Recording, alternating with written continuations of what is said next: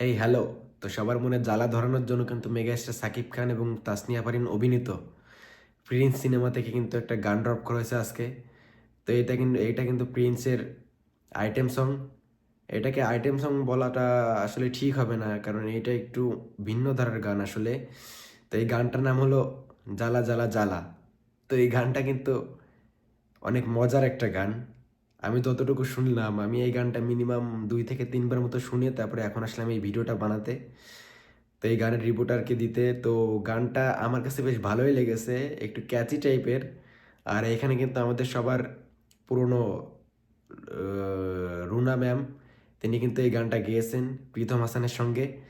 তো তাকে কিন্তু একদম পুরো মনে হচ্ছে যে এখনকার এই বয়সের একটা শিল্পী, মানে এখনকার যুগের যে আর কি যে ধরনের গানগুলো গায়, এখনকার আধুনিক যুগের যেই গায়িকারা, তো তাকে আমি কোনোভাবেই মনে হলো না যে আমার কাছে যে সে পুরনো কোনো আমলের একজন শিল্পী। তো তার কণ্ঠকে বেশ ভালো লেগেছে আমার কাছে। এবং প্রীতম হাসান বরাবরই চেষ্টা করে ভিন্ন কিছু দেওয়ার জন্য।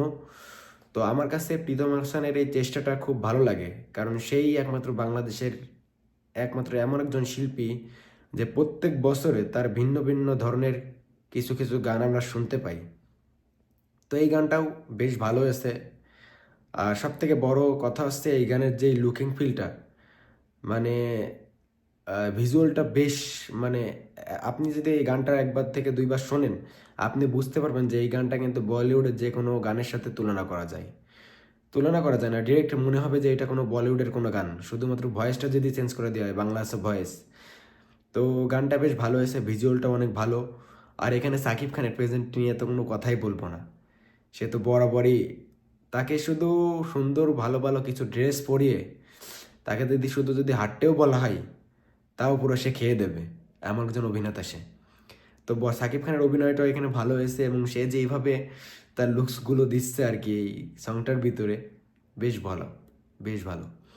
আর এখানে তাসনিয়া ফারিনকে এই প্রথমবারের মতো আমি কোনো হটভাবে দেখলাম।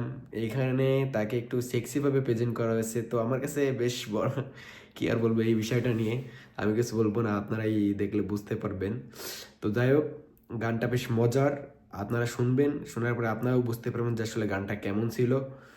আর আমার কাছে গানটা বেশ ভালো লেগেছে। তো এই ছিল এই গান নিয়ে আমার মন্তব্য। আশা করি গানটা আপনাদের কাছে অনেক ভালো লাগবে।